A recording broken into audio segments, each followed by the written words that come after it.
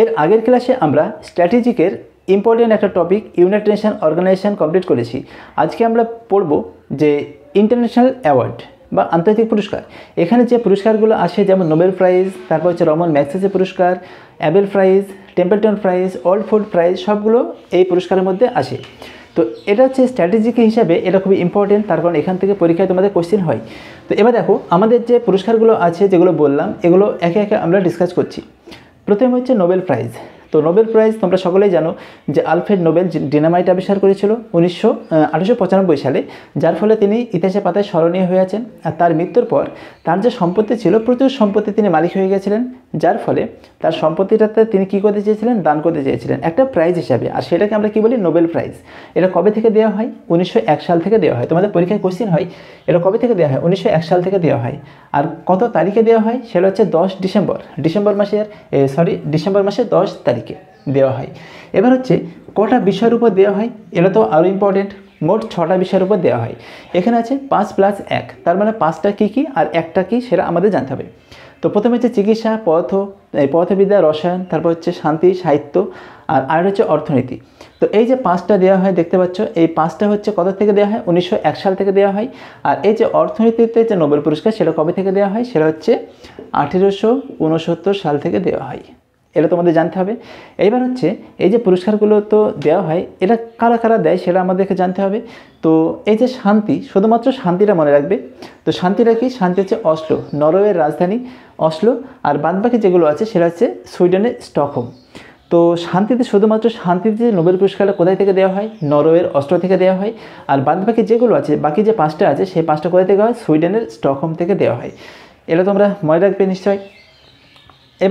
এবার প্রশ্ন হচ্ছে যে একই সাবজেক্টে কারা কারা নোবেল পুরস্কার পেয়েছে আর আলাদা সাবজেক্টে কারা কারা নোবেল পুরস্কার পেয়েছে। তোমাদের এখানে কোশ্চেন আসবে নিম্নলিখিত কোন ব্যক্তি একই সাবজেক্টে দুবার নোবেল পুরস্কার পায়। তো প্রথম হচ্ছে সেম সাবজেক্ট বা একই সাবজেক্টে নোবেল পুরস্কার পেয়েছিল, একটা হচ্ছে জন বার্ডেন আর হচ্ছে ফ্রেডরিক সাঙ্গার। তো জন বার্ডেন আর ফ্রেডরিক সাঙ্গার দুজনে নোবেল পুরস্কার পায়। তো জন বার্ডেন যিনি ফিজিক্সে দুবার পরপর নোবেল পুরস্কার পেয়েছে, আর ফ্রেডরিক সাঙ্গার কেমিস্ট্রিতে দুবার নোবেল পুরস্কার পায়। আর হচ্ছে ডিফারেন্ট সাবজেক্ট হচ্ছে আলাদা। তো ম্যারি কুরি আর হচ্ছে লিনাস পাউলিং। তো ম্যারি কুরি প্রথমে ফিজিক্সে পায়, তারপর আবার কেমিস্ট্রিতে পায়। আর লিনাস পাউলিং প্রথমে কেমিস্ট্রিতে পায়, তারপর শান্তিতে পায়। তো ডিফারেন্ট সাবজেক্ট হয়ে গেল। তো এই যে ডিফারেন্ট সাবজেক্টে তাহলে কারা কারা নোবেল পুরস্কার পেয়েছে? ম্যারি কুরি আর লিনাস পাউলিং। ঠিক আছে, তারপর নেক্সট দেখো ভারত থেকে এই পর্যন্ত যারা নোবেল পুরস্কার পেয়েছে মোট 9 জন। সেই 9 জনের নাম এখানে লেখা আছে। 9 জন হচ্ছে, প্রথমে হচ্ছে রবীন্দ্রনাথ ঠাকুর, কত সালে পায়? এই সালগুলো তোমাদের অবশ্যই ভালো করে মনে রাখবে যে সালগুলো কবে থেকে, মানে কোন সালে এরা নোবেল পুরস্কার পায়। তো রবীন্দ্রনাথ ঠাকুর 1913 সালে পেয়েছে, সেটা হচ্ছে গীতাঞ্জলির জন্য পেয়েছে। সিভি রমন 1930 সালে পেয়েছে।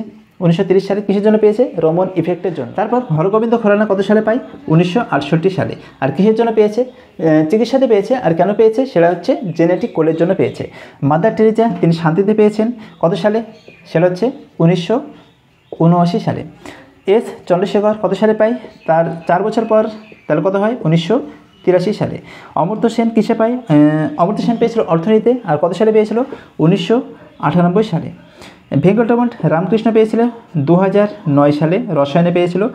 আর কৈলাস সহদেবতে পেয়েছিল শান্তিতে 2014। আর হচ্ছে অভিজিৎ ব্যানার্জি পেয়েছিল 2019। তো এই যে সালগুলো বললাম, এই সালগুলো তোমাদের ভালো করে মনে রাখা দরকার। তার কারণ কোশ্চেন আসতে পারে যে মাদার টেরেসা কত সালে নোবেল পুরস্কার পায়, এরকমভাবে কোশ্চেন তোমাদের জিজ্ঞেস করতে পারে। এবার হচ্ছে আরেকটা পয়েন্ট তোমরা মনে রাখবে যে আমেরিকার যে রাষ্ট্রপতি যারা আছেন, তো তাদের মধ্যে কারা কারা নোবেল পুরস্কার পায়। তো একটা হচ্ছে Woodrow Wilson, Franklin Roosevelt, Jimmy Carter আর হচ্ছে বারাক ওবামা। এই 4 জন এ পর্যন্ত আমেরিকার রাষ্ট্রপতি যারা নোবেল পুরস্কার পায়। ঠিক আছে, তো এই 4 জনের নাম তোমরা ভালো করে মনে রাখবে। আর আরেকটা পয়েন্ট তোমাদের জানার দরকার, সেটা হচ্ছে ভারতীয় বংশোদ্ভূত ব্যক্তি যারা নোবেল পুরস্কার পেয়েছিল, একটা হচ্ছে রুডিয়ার্ড কিপলিং। কত সালে পেয়েছিল রুডিয়ার্ড কিপলিং নোবেল পুরস্কার? 2007 সালে পেয়েছিল। আর আরেকটা হচ্ছে ভিএস নাইপুল।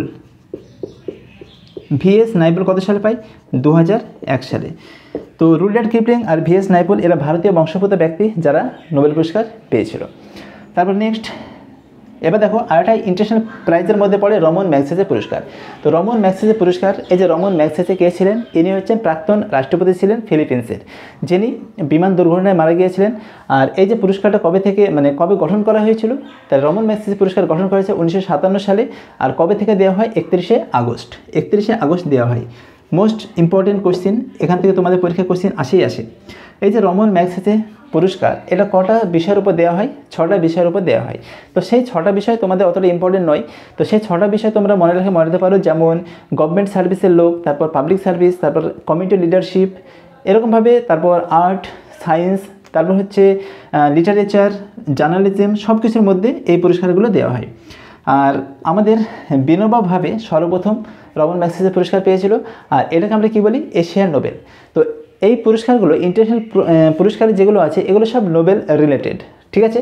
তো রমন ম্যাগসেসে পুরস্কারকে আমরা কী বলি, এশিয়ান নোবেল বলি, ভালো করে জেনে রাখবে এটা। তারপর দেখো right livelihood prize, right livelihood prize, তো এটাকে আমরা কী বলি, রাইট লাইভহুড প্রাইজটা এটাকে আমরা বলি alternative Nobel prize, alternative Nobel prize বলা হয় বা বিকল্প নোবেল বলা হয়। তো এটা অনেক কিছু ক্ষেত্রে দেওয়া হয়, যেমন এনভায়রনমেন্ট প্রোটেকশনের ক্ষেত্রে দেওয়া হয়, হিউম্যান রাইটের জন্য দেওয়া হয়। তো এটাকে আমরা অল্টারনেটিভ নোবেল বলি। আর এটা সর্বপ্রথম কে পেয়েছিল, 1984 সালে পেয়েছিল ইলাভাট, ইলাভাট পেয়েছিল রাইট লাইভহুড প্রাইজ ফার্স্ট। তারপর নেক্সট দেখো ওয়ার্ল্ড ফুড প্রাইজ। তো ওয়ার্ল্ড ফুড প্রাইজ যেটা এটা কে দিয়ে থাকে, এটা দেয় FAO মানে ফাও, FAO ফাও মানে ফুড অ্যান্ড এগ্রিকালচারাল অর্গানাইজেশন। আর এই যে ওয়ার্ল্ড ফুড প্রাইজ সর্বপ্রথম কে পেয়েছিল, ভারতের, সে হচ্ছে MS স্বামীনাথন। MS স্বামীনাথন কত সালে পায়, 1927 সালে কী পেয়েছিল, ওয়ার্ল্ড ফুড প্রাইজ। নেক্সট হচ্ছে টেম্পলটন প্রাইজ। তো টেম্পলটন প্রাইজ এটাকে আমরা কী বলি, এটাকে আমরা বলি ধর্মের নোবেল বা নোবেল অফ রিলিজিয়ান। আর এটা কে পেয়েছিল, এটা পেয়েছিল মাদার টেরিজা। সর্বপ্রথম টেম্পলটন প্রাইজ কে পেয়েছিল, মাদার টেরিজা পেয়েছিল কত সালে, তিনি 1979 সালে নোবেল পুরস্কার পায়। আর তার 6 বছর আগে 1973 সালে তিনি পেয়েছিলেন টেম্পলটন প্রাইজ। তারপর নেক্সট হচ্ছে হুবার প্রাইজ। এটা হচ্ছে হুবার প্রাইজ হচ্ছে কি আমেরিকার ইঞ্জিনিয়ারিং প্রাইজের সঙ্গে যুক্ত। তো আমেরিকার ইঞ্জিনিয়ারিং প্রাইজের সঙ্গে যুক্ত হচ্ছে হুবার প্রাইজ। আর নেক্সট হচ্ছে কিয়োটো প্রাইজ। কিয়োটো মানে এটা কোথায় আছে, জাপানে আছে। তার এটা হচ্ছে জাপানের সঙ্গে জাপানের প্রাইজ এটা, আর এটা হচ্ছে জাপানের নোবেল বলা হয়। কিয়োটো প্রাইজকে কী বলা হয়, জাপানের নোবেল বলা হয়। আর নেক্সট হচ্ছে অ্যাবেল প্রাইজ। অ্যাবেল প্রাইজ হচ্ছে যেটা হচ্ছে গণিতের নোবেল। অ্যাবেল প্রাইজ হচ্ছে কী বলা হয়, নোবেল অফ ম্যাথমেটিক্স, ঠিক আছে।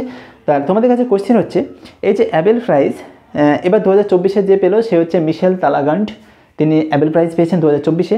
আর এই যে অ্যাবেল, যার পুরো নাম হচ্ছে হেনরিক অ্যাবেল, তার বাড়ি কোথায় ছিল বা তিনি কোন দেশের বাসিন্দা, এটা তোমরা অবশ্যই কমেন্ট করে জানাবে। তো এই হচ্ছে আজকে স্ট্র্যাটেজিকের যে ইন্টারন্যাশনাল অ্যাওয়ার্ড টপিকটা, সেটা আমরা কমপ্লিট করলাম। আর যদি ভিডিওটা ভালো লাগে অবশ্যই চ্যানেলটিকে সাবস্ক্রাইব করতে পারো, আর ভিডিওটা অবশ্যই বন্ধুদের মধ্যে শেয়ার করবে। তো ভালো থেকো, দেখা হচ্ছে নেক্সট ভিডিওতে।